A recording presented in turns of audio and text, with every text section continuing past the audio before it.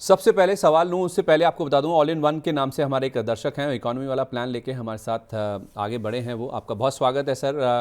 सानवी सावंत जी का सवाल आया है, ये हमारी परमानेंट मेंबर हैं। लॉन्ग टर्म के लिए इनके सवाल आते हैं, तो सानवी सावंत जी क्या कह रही हैं, उनका सवाल मैं आपके सामने पढ़ देता हूँ।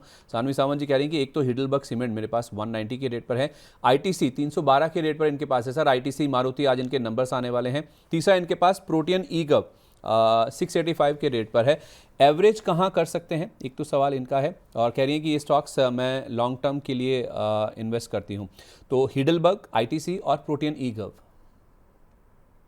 नहीं, ये तीनों स्टॉक्स अभी फिलहाल एक मोमेंटम से बाहर है। कोई नंबर अच्छे आए या कोई ऐसा इवेंट बने जहाँ पे इनके मोमेंटम को सपोर्ट मिले, तभी इसके अंदर ज्यादा कुछ मोमेंटम देखने को मिलेगा। आईटीसी देखेंगे तो यहाँ पे प्योर डिविडेंड प्ले बन गया। फिलहाल वहाँ पे कोई मोमेंटम आ नहीं रहा है, लेकिन वैल्यूएशन रिजनेबल है। तो यहाँ पे अगर आपको और अगर लिया हुआ है और एवरेज करनी है तो कर सकते हैं, वही है, नजरिया लंबा रखना पड़ेगा। बट फिलहाल एक मीडियम टर्म में कोई उछाल आएगी उसकी एक्सपेक्टेशन ये सारे स्टॉक्स के अंदर थोड़ी सी लिमिटेड है। कोई ट्रिगर बनेगा तो ही फिर उसके अंदर अपने को मोमेंटम देखने को मिलेगा। तो मेरे हिसाब से जहाँ पे मोमेंटम है, जहाँ पे थोड़ी ग्रोथ के नंबर दिखाई दे रही है, वहां पे थोड़ा फोकस करना ज्यादा बेटर रहेगा।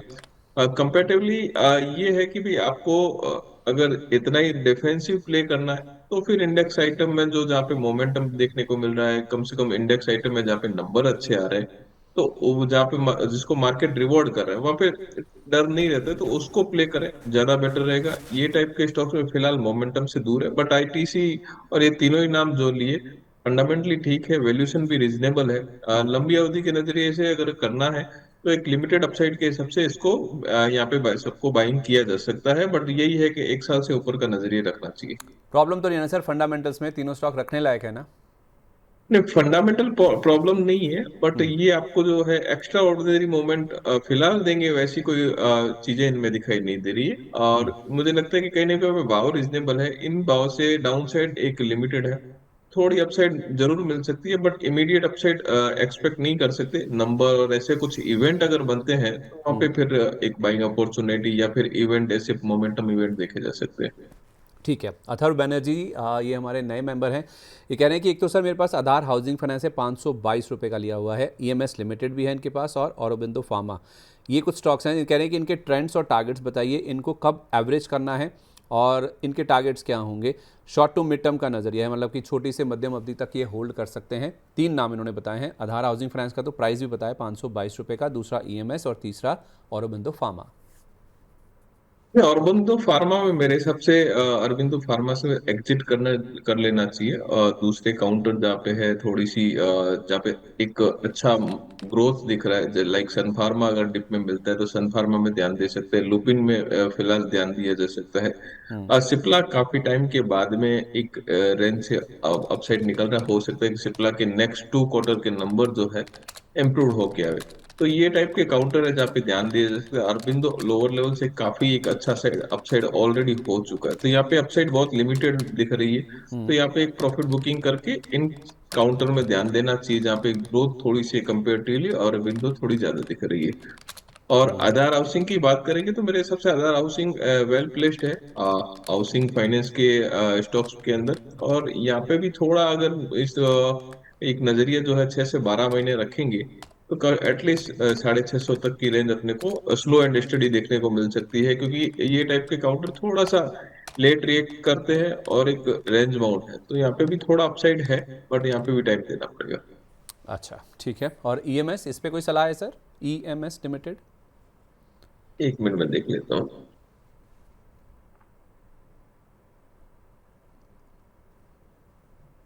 ईएमएस में आज मोमेंटम थोड़ा सा एक अच्छा मोमेंटम दिख रहा है, तो इसको एक स्टॉप लॉस के साथ में प्ले किया जा सकता है। मेरे हिसाब से इसको 378 का एक स्टॉप लॉस लगा के इसको प्ले कर सकते हैं। कोई भी डिप मिलता है तो खरीदारी करने का इवेंट जनरेट होगा। ऊपर साइड में देखेंगे तो 418 फर्स्ट लेवल बनेगा, 418 से ऊपर निकलता है तो 440 460 ये रेंज अपने को हो सकता है कि मिड टर्म में देखने को मिले। तो ईएमएस में यहाँ से बाइंग की सलाह है, कोई भी डिप मिलता है तो 378 के स्टॉप लॉस के साथ।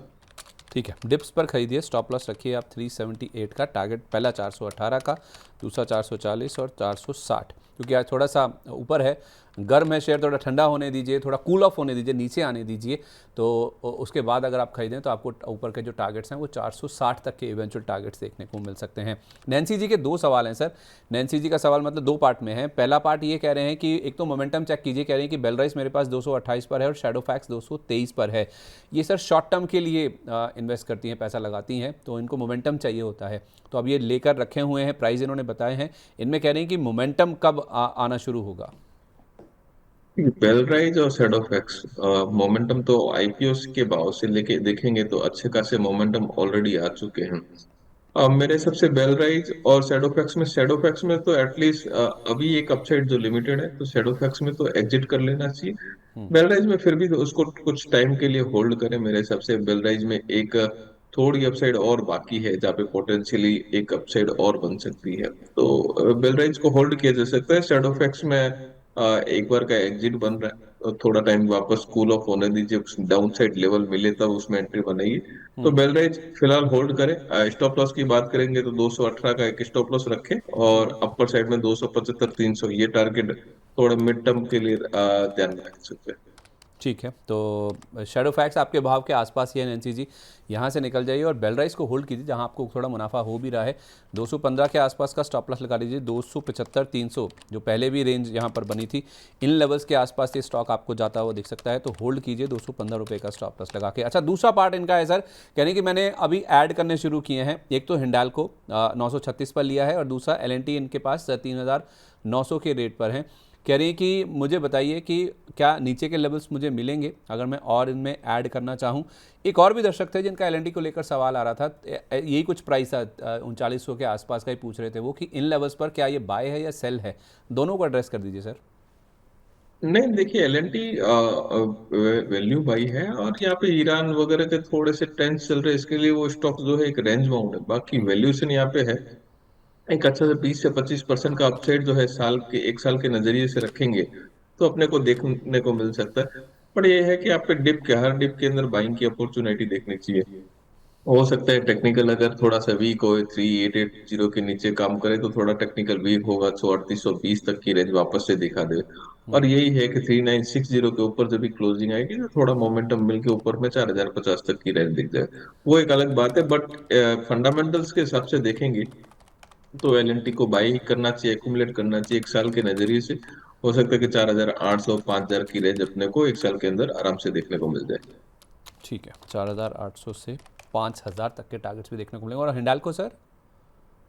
हिंडाल्को क्योंकि हिंडाल्को एक का साइक्लिकल स्टॉक्स, मेटल मेटल में फिलहाल एक रेंज बाउंड है, वैल्यूएशन ठीक ठाक है। मेरे हिसाब से हिंडाल्को को एक स्ट्रेगर्ड वे में एक्यूमुलेशन करना चाहिए, क्योंकि ये टाइप के स्टॉक्स जो है जब चलते तो एक साथ में चलते, और थोड़ा डिप मिलता है तो वहां पे ऐड करने के लिए अपने को जरूर जगह बनती है। तो यहाँ पे अभी आपने लिया हुआ है, आपके भाव से ऊपर है, उसको होल्ड कर सकते हैं, या फिर 1020 ये ट्रेडिंग करते हैं तो 1020 का एक रेसिस्टेंस है, उसके ऊपर निकलेगा तो 1060 का रेसिस्टेंस है। तो वो ट्रेडिंग करते हैं तो वो उस हिसाब से देखिए। बाकी हर डिप में थोड़ा थोड़ा वे में एक्यूमुलेशन कर सकते हैं। यहाँ पे भी 1150 से 1200 ये रेंज अपने को भी एक साल के नजरिए के हिसाब से देखने को मिल सकती है। हालांकि साइक्लिकल स्टॉक्स है, बीच बीच में जैसे जैसे मेटल के भाव ऊपर नीचे होते हैं, अ, जैसे जैसे ग्लोबल का कुछ ना कुछ अपडेट होता है, तो वो ये स्टॉक उन पे भी काफी कुछ ज्यादा निर्भर करते हैं, तो अपने को वो टाइम पे डिप जरूर मिल सकता है। तो वैसे इवेंट में धीरे धीरे एक्यूमुलेट करना चाहिए। ठीक है, धीरे धीरे खरीदिए एक साल के लिए। हिंडाल्को ये भी 1150 से 1200 तक जाता हुआ दिख सकता है। तो एल और हिंडाल्को दोनों दिग्गज हैं, धीरे धीरे इनको खरीदिए, एक साल का व्यू रखिए, टारगेट्स आपको बता दिए गए हैं। अगला सवाल जो हमें मिला है वो सुशील जी का है। सुशील जी 6 महीने से हमारे साथ हैं सर, हमारे प्राइम मेंबर के रूप में। एक तो सर इन कह रहे हैं कि मैंने पैसा लो डिजिटल लिया है 7130 के प्राइस पर, स्टॉप लॉस मैंने लगाया 67 पर, और टारगेट मेरे को लग रहा है कि 81 86 तक के आएंगे। तो सर अभी इनका स्टॉप लॉस नहीं कटा है, जिस भाव पे इन्होंने लिया थोड़ा सा नीचे है, उसके 1 रुपये का आसपास का लॉस है इनको। एक तो इस पे गाइड कीजिएगा सर। दूसरा यूनिपार्ट्स इंडिया ये कह रहे हैं कि मैंने 735 पर लिया है, इन एंटीसिपेशन की 1000 रुपये तक जाएगा, ये थोड़ा सा लंबा टारगेट है इनका। और तीसरा बजाज फाइनेंस, जिसके कल नंबर्स आए सर बाजार बंद होने के बाद, इन्होंने 1050 पर लिया है और ये कह रहे हैं कि मेरे को लगता है कि स्टॉक 1250 रुपये तक जा सकता है। जरा इनको गाइड कीजिए सर तीनों स्टॉक्स पर शॉर्ट टर्म के लिए। देखिए पैसा लो डिजिटल अगर आप देखेंगे साल भर का चार्ट, तो साल भर के चार्ट में ऑलमोस्ट डबल हो चुका है। अब यहाँ पे ये स्टॉक्स गिरेगा नहीं या प्रॉफिट बुकिंग नहीं होगी, ये कहना थोड़ा सा जल्दबाजी हो गई। तो कभी कभार अगर डबल होता है तो प्रॉफिट बुकिंग इवेंट जनरेट होता है, वापस से 60 से 62 की रेंज आती है, तो वहां पे थोड़ा सा बाइंग इमर्ज हो सकता है। तो मेरे हिसाब से थोड़ा वेट करिए, कूल डाउन होने दीजिए, स्टॉक ऑलरेडी रन अप हो चुका है। बट ये है कि 72 से 74 के ऊपर अगर क्लोजिंग आती है तो फिर इसके अंदर नया मोमेंटम 85 से 94 ये देखने को मिल सकता है। मेरे हिसाब से तो यहाँ पे वेट करना चाहिए, ये लेवल एंट्री का फिलहाल नहीं बन रहा है, कारण कि न तो कोई ट्रेंड सपोर्टिव है और लोअर लेवल से एक अच्छा खासा अपसाइड हो चुका है। तो ये इसमें थोड़ा सा वेट करने का राय रहेगा, और बाई ऑन डिप की सलाह रहेगी, क्योंकि आपका अगर नीचे का बाइंग है तो ये आपको अपर साइड में कुछ बेनिफिट मिलेगा। यहाँ से रिस्क रिवॉर्ड फेवरेबल नहीं बनता है। ठीक दूसरा है। Counter Bajaj housing Bajaj finance है। तो बजाज जी। फाइनेंस के नंबर काफी अच्छे आए हैं, कंपनी के वैल्यूएशन भी ठीक ठाक है।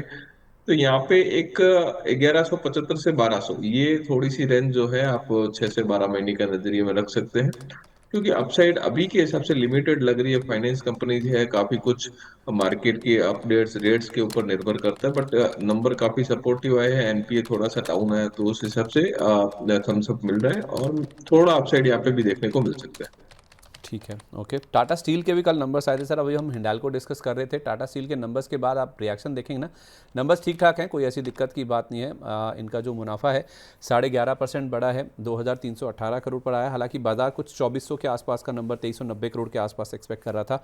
57,000 या 58,000 करोड़ का इनको रेवेन्यू का एक्सपेक्टेशन था बाजार को, 60,794 करोड़ का नंबर आया। 9,250 करोड़ के आसपास अबिड्डा रहना था, 9,264 करोड़ आया। तो मुनाफे को छोड़ दीजिए, बाकी फ्रंट पर अगर आप देखेंगे तो नंबर्स इनलाइन या फिर बेटर नजर आ रहे हैं। मार्जिन 15% हुए हैं, 14% से बढ़कर, लेकिन 16% बाजार मान के चल रहा था। एक एक्सेप्शनल लॉस है सर इस बार इनका 345 करोड़ रुपए का, जो कि 132 करोड़ रुपए से बढ़कर आया। वैसे अबिड्डा पर टन की जहां तक बात है तो बाजार कुछ 17,740 के आसपास एक्सपेक्ट कर रहा था, 19,162 का नंबर आया। तो नंबर्स में कुछ कुछ पॉजिटिव है, स्टॉक ऊपर खुला था लेकिन टिक नहीं पाया सर। क्या करना चाहिए टाटा स्टील में? तो नंबर बिलो एस्टिमेट से ये है, बट ये स्टॉक्स जो है ऊपर से ऑलरेडी करेक्ट हो चुका है। तो ये एक एकुमुलेशन रेंज जो है 175 से 185, एक एकुमुलेशन रेंज बन रही है। और अपर साइड में अगर देखेंगे तो यहाँ पे भी एक रेंज जो है 225 235, ये रेंज जो है अपने को थोड़े टाइम में देखने को मिल सकती है। तो मेरे हिसाब से ये भी एक अच्छा स्टॉक्स है, अगर कोई भी लंबी अवधि के नजरिए से करते हैं तो इसको भी एकुमुलेट, जब भी डिप मिलते हैं तो एकुमुलेट कर सकते हैं। पर मैं 225 से 235 ये रेंज जो रहेगी, वहां पे थोड़ा सा प्रॉफिट बुकिंग के इवेंट जनरेट हो सकते हैं। और यहाँ से एक अच्छी खासी अपसाइड जो है 6 से 12 महीने के नजरिए के हिसाब से अपन टाटा स्टील में भी देख सकते हैं। नंबर ठीक ठाक है, बट शेयर ऑलरेडी आप देखेंगे तो अपर साइड से करेक्ट हो चुका है अपने लेवल में। थोड़ा बहुत और करेक्शन आता है या प्रॉफिट बुकिंग इवेंट बनता है तो बाइंग अपॉर्चुनिटी डेफिनेटली बन सकती है। 185 से लेना शुरू करें 175 तक का, और स्टॉप लॉस क्या होगा सर? देखिए स्टॉप लॉस वही है, 160 के बिलो या 158 के बिलो स्टॉप लॉस रखे, क्योंकि आपका नजरिए 6 से 12 महीना रखना है, और इवेंट वैसे कोई कभी कभार जनरेट होते हैं, थोड़ा डिप में भी मिल सकता है। तो वो इवेंट एक बाइंग के लिए अपॉर्चुनिटी होगी। लंबी अवधि में ऐसे स्टॉक्स जो है परफॉर्म करते हैं, आपको सेफर साइड टाटा ग्रुप की ऑलरेडी मिल जाती है। तो यहाँ पे ज्यादा घबराने की, कोई भी डिप आता है तो घबराने की जरूरत नहीं है। और ये टाइप के स्टॉक्स आपको, अगर हिस्टोरिकल भी आपको रिवॉर्ड देते ही देते हैं, तो लंबी अवधि के नजरिए से ये टाइप के स्टॉक्स में बाइंग की सलाह है। कल डेटा पैटर्न्स के नंबर आए थे सर, डेटा पैटर्न्स के नंबर्स के बाद आज रिएक्शन आप देखेंगे ना तो स्टॉक में नेगेटिव देखने को मिल रहा है, और कल भी आ गया था रिएक्शन स्टॉक में। लेकिन मजगांव डॉक के नंबर्स जो आए हैं उसके बाद स्टॉक पॉजिटिवली रिएक्ट कर रहा है। 2.5% के आसपास की मजबूती, 21.5% मुनाफा बढ़ा, रेवेन्यू इनका 12% ग्रो किया है, अबिड्डा में 48% का जंप है। और सबसे अच्छी चीज़ जो नंबर्स में है वो है मार्जिन्स। मार्जिन्स आप देखेंगे 11.5% वाले 15% के आसपास आए हैं। तो सर एक समय हमने देखा था कि जो प्राइवेट डिफेंस स्टॉक्स हैं, डिफेंस प्लेज हैं, वो काफ़ी एक्टिव होते हुए नजर आए थे। एमटा टेक उसका एग्जाम्पल है, पारस डिफेंस उसका एग्जाम्पल है, डेटा पैटर्न्स चाहे तो उसे उदाहरण के तौर पर ले सकते हैं। अब क्या वापस फोकस पीएसयू स्टॉक्स पर शिफ्ट होता हुआ नजर आएगा? हालांकि नंबर्स केवल मजगांव डॉक के अभी तक अच्छे आए हैं, बाकी में जो ऑपरेशनल दिक्कतें हैं या फिर जो एग्जीक्यूशन की प्रॉब्लम्स हैं वो अभी भी विजिबल हैं। तो कुछ कुछ सिलेक्टिव पॉकेट्स हैं सर पीएसयू डिफेंस स्टॉक्स में जहां पे पैसा लगाया जा सकता है। डेफिनेटली मजगांव के जो नंबर आए थे वो अच्छे आए थे, अबोव एस्टिमेट थे, उसके कारण से थोड़ा सा अपसाइड देखने को मिल रहा है। यहाँ से भी अपसाइड मजगांव डॉक में थोड़ा टाइम बाद में अपने को देखने को मिल सकती है, शायद 2750 2800 की रेंज मिड टर्म में भी देखने को मिल जाए। तो मजगांव पे ध्यान पॉजिटिव है। बाकी प्राइवेट सेक्टर की बात करेंगे, एमटार की करेंगे, डेटा पैटर्न की करेंगे, पारस डिफेंस की करेंगे, तो वो एक शॉर्टर टाइम में बहुत ज्यादा ही कुछ चल गए थे। अब एमटार की बात करेंगे तो हमारा एक हमने हमारे क्लाइंट्स को रिकमेंड किया था 2400-2500 की रेंज में, जहाँ पे भी मैं था तब।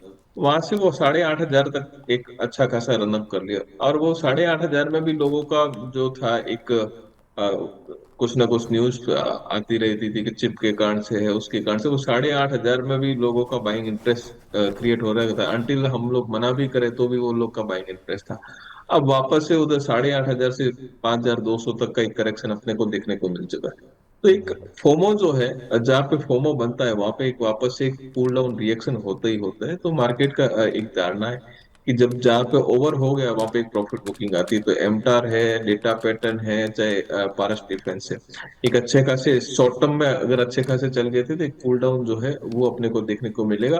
ट्रिगर कुछ भी जनरेट हो, आइदर कोई नेगेटिव न्यूज हो, आइदर कोई प्रॉफिट या रिजल्ट के हिसाब से इवेंट बने, तो जहाँ पे भी इवेंट बनता है वहां पे वैसे एक रिएक्शन बन जाता है वो, क्योंकि ऑलरेडी इतने आप है, तो प्रॉफिट बुकिंग का कुछ ना कुछ रीजन तो चाहिए रहता मार्केट में। मेरे हिसाब से वही सारी चीजों में जनरेट है।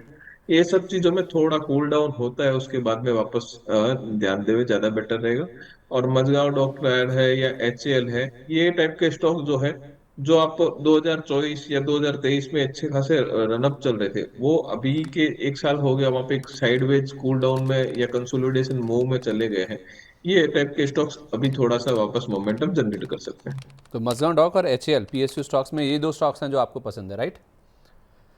अब मजगांव डॉकयार्ड है या एचएएल है, या मेरे हिसाब से तो बेल भी एक अच्छा खासा, काफी टाइम हो गया बेल को भी एक कंसोलिडेशन मूव में चला गया है। ऑर्डर बुक काफी बढ़िया है, नंबर ठीक ठाक आते हैं, कभी कभार ऊपर नीचे, लेकिन गाइडेंस इंटैक्ट है। तो जहाँ पे गाइडेंस इंटैक्ट है वहाँ पे नंबर होता क्या है कि, और कोई एक क्वार्टर में ऑर्डर का ऊपर जो नीचे। रिसिप्ट है अच्छा आ जाता है, कोई एक क्वार्टर में कम आता है, तो वो टाइप से अगर गाइडेंस इंटैक्ट है तो ये टाइप के स्टॉक्स के अंदर आपको अपसाइड पोटेंशियल मिलेगा। रिस्क रिवॉर्ड जो है ये लेवल से फेवरेबल है, तो यहाँ पे ज्यादा कुछ डाउन साइड, ज्यादा डाउन साइड कैप्चर रहेगा। तो ये टाइप के स्टॉक्स के अंदर ध्यान देना चाहिए, जहाँ पे सेफ्टी कंसर्न भी थोड़ा ठीक है। प्राइवेट सेक्टर में थोड़े से ज्यादा अपसाइड मोमेंटम आ गया, वहाँ पे थोड़ा कूल डाउन होता है कोई भी, तब वहाँ पे एक इवेंट वापस से जनरेट हो। अभी भी वहाँ पे एक थोड़ी सी डाउन साइड की जगह है, तो थोड़ा कॉशियस ही वहाँ पे काम करना चाहिए। चलिए, एक और खास मेहमान अब हमारे साथ मौजूद हैं। हमारे साथ Lakshmi Shree Investment and Securities के head of research Anshul Jain ji कार्यक्रम में शामिल हो चुके हैं। अंशुल सर, बहुत स्वागत है आपका। Very good morning to you. नमस्कार नमस्कार आपके सभी दर्शकों को। सर अब अनाउंसमेंट पहले कर देते हैं। हमारे पास एक बड़ी खबर है सर। मैं चाहता बताएं। था। चलिए आप अच्छा, ही पहले आप बता रहे करिए, हैं। ठीक है। चलिए आप पहले करिए, ठीक है। आप बड़ा लंबा वेट किया, बड़े एक्साइटेड थे काफ़ी टाइम से। आज सर लक्ष्मी जी में आखिरी दिन है। ओ। आज से आप 2 महीने के ब्रेक पे जा रहा हूँ। 2 महीने बाद वापसी होगी। नहीं तो ये तो सर हमारे लिए ख़राब खबर होगी ना, फिर आप 2 महीने तो आपसे मिलना ही नहीं होगा अब। नहीं नहीं सर, आपके पास तो नंबर है ही, आप कभी फोन कीजिए। नहीं तो नंबर तो है सर, लेकिन फिर दर्शकों का क्या होगा जो आपसे रोज़ मिलना चाहते हैं, मुखातिब होना चाहते हैं। सर वापसी होगी ना, कौन से जा रहे हैं, 2 महीने का तो सवाल है। नहीं वो ठीक है, वापसी तो होगी, आप आएंगे, लौट कर आएंगे और बड़े मजबूत तगड़े होकर आएंगे। लेकिन सर 2 महीना आपके बिना फिर मुश्किल भी तो हो जाएगी। अब सर जो सेबी का नियम है वो तो है ही, अब 2 महीना उनको समय लगाना है तो लगाएंगे ही। चलिए ठीक है, ओके। बहुत शुभकामनाएं आपको सर। हम उम्मीद करते हैं जब आप आएँ तो लौट कर जब आएँ और बढ़िया तरीके से और बड़े तरीके से, बैक विद द बैंक कहते हैं ना, उस तरह से आएँ और भी ज़्यादा दर्शकों के लिए बढ़िया ट्रेड्स लेकर आएँ और उनके पोर्टफोलियो में और भी चार चांद लगते हुए नजर आएँ। चलिए ठीक है, ओके सर। इस बड़े अनाउंसमेंट का आप काफ़ी दिनों से चर्चा करना चाह रहे थे, जिक्र करना चाह रहे थे, ये फाइनली अब होता हुआ नजर आया। तो आप फिर सर अब इंडिविजुअली काम करेंगे? हाँ सर, अब अपना ही कुछ करेंगे। चलिए ठीक है। लेकिन सर आप जुड़िएगा ज़रूर हमसे, मतलब 2 महीने बाद कभी ऐसा ना हो कि हम दर्शकों से ही बात करना बंद कर देंगे। ऐसा मैं अरे सारे कोई जो हमारे बोलने वाली दर्शक हैं ना बात है उनके सर। बिहाफ से आपको बोल सकता हूँ। अब तो हमको भी आदत हो गई रोज सुबह आके बड़बड़ करने की। टाई लगा के भी, टाई लगा के बिना भी हैं। टाई की बहुत इच्छा नहीं रह गई है। चलिए ठीक है। हम बात कर रहे थे सर एनएसई के आईपीओ की। एनएसई के आईपीओ को लेकर नया अपडेट आया, दोनों केसेस सेटल करने की बातचीत आई है सेबी की ओर से। महेश सर से मैं डिस्कस भी कर रहा था। तो ये सर आईपीओ को लेकर डीआरएचपी तो फाइल हो चुका है, अब एक प्रोसेस क्या और स्पीडन अप होता हुआ नजर आएगा, इन और क्लैरिटी आ जाएगी इससे निवेशकों के मन में। आज से देखिए, अब एनएससी का आईपीओ आना बहुत जरूरी हो गया है, तो एनएससी के आईपीओ में अब जो भी रुकावटें हैं, क्योंकि SEBI on the same page है, तो अब धीरे धीरे करके सारी चीजें क्लियर हो जाएंगी। आई बिलीव सितंबर तक, आपको सितंबर मिड तक कहीं ना कहीं एनएससी की लिस्टिंग होते हुए दिख जाएगी। अब समस्या ये है कि एनएससी की लिस्टिंग एनएससी पे नहीं हो सकती, तो आपको ट्रेड करने बीएससी पे जाना पड़ेगा। तो जनरली हम जब स्कैन्स रन करते हैं तो हम बीएससी को इग्नोर कर देते हैं, क्योंकि जंक बहुत रहता है वहां, बहुत ज्यादा। तो ठीक है, एक वो ऑपरेशनल हैजार्ड रहेगा, बट नॉनदलेस एनएससी का आईपीओ अप्लाई कीजिए, लिस्टिंग इनके लिए लेके बेच लीजिए, उसके बाद आईपीओ बेच बनने का वेट कीजिएगा। ओके, ठीक है, परफेक्ट है। ये जो सर बाकी स्टॉक्स हैं जो इनडायरेक्टली इनसे जुड़े हुए हैं, चाहे वो NIACL है, चाहे वो IFCI है जो कि बहुत अच्छा रनअप दिखा चुके हैं, या फिर जो सेलिंग शेयर होल्डर्स जो लिस्टेड एंटिटीज़ हैं, उनमें क्या करना चाहिए? कोई प्ले है या फिर मोमेंटम हो चुका है पूरा पहले से ही? अच्छा, नहीं, by on rumour cell on confirmation. तो आईएफसीआई आपको याद भी होगा, जब 90 के ऊपर 90 तक का अपन ने टारगेट दिया था, 90 कंप्लीट होने के बाद से अपन साइडलाइन पे बैठे हुए हैं कि जब तक कोई फ्रेश ट्रेड नहीं बनता है नहीं करेंगे। वहां से कोई ट्रेड बने नहीं, 68 रुपए तक नीचे आ गया, तो मैं अब इंटरेस्टेड नहीं हूँ। मतलब ये पूरी, आई वुड सजेस्ट कि आप ट्रेडर लाइन के चैनल पे जाके एक बार देखिए। ब्रायन शैनन का लेटेस्ट जो ट्रेडर लाइन कॉन्फ्रेंस में इंटरव्यू आया था, उसकी एक शॉर्ट भी उन्होंने काट के डाली थी। Never overplay the narrative. किसी भी नरेटिव को ओवरप्ले करेंगे तो आप हमेशा you will be the last buyer. जो ऑलरेडी आप लोग डिफेंस में देख, रेलवे डिफेंस में देख चुके हैं, डिफेंस में ऑपरेशन सिंदूर नहीं होता तो आपको दोबारा ऑल टाइम हाई नहीं मिलते, उसमें से भी बहुत कम स्टॉक्स में मिले थे। Never overplay the narrative. ये जब एनएससी का आईपीओ क्लियर हुआ था कि हाँ आने वाला है, तब से मैं बोलते आ रहा हूँ कि प्लेटफॉर्म रिलेटेड स्टॉक से एक बार बाहर निकल जाइए। बीएससीएम ने 3780 के अराउंड डिस्कस भी किया था कि उसके नीचे 3400 रुपए आएगा, धीरे धीरे 3400 रुपए तक आते हुए दिख रहा है। तो अब मैं इस नैरेटिव को, इस स्टोरी को नहीं प्ले कर रहा हूँ। इंडिविजुअली इनहेरेंटली कोई चल जाए अलग बात है, बट अब मैं स्टोरी को नहीं प्ले कर रहा हूँ, बल्कि इस स्टोरी में जो भाई है प्रॉफिट बुकिंग की सलाह रहेगी। और BSE पे क्या इम्पैक्ट देखते हैं आप इसका? सेम सर, बीएससी पे भी हमने 3784 पे डिस्कस किया था कि 3784 तोड़ते ही 3400 रुपए आते हुए दिखेगा। तो अभी भी मेरे को 3400 रुपए दिख रहा है, बल्कि 3400 से नीचे भी एक गैप छूटा हुआ है 3000 पे, वो भी फिल होने आ सकता है। ओके, ठीक है। तो ये राय होगी पूरी NSE के IPO को लेकर। अपडेट भी आपको पता चल गया और स्टॉक्स पे आपको क्या करना है। और NSE के IPO अभी आया नहीं है, प्राइस बैंड नहीं आया, और उससे पहले ही आपको बता दिया गया है कि NSE के IPO में पैसा लगाइए लिस्टिंग गेन के लिए, लिस्टिंग गेन लेकर निकल जाइए और उसके बाद बेस फॉर्मेशन का आप वेट कीजिए। तो NSE का IPO आने से पहले ही रणनीति भी आपके सामने आ चुकी है।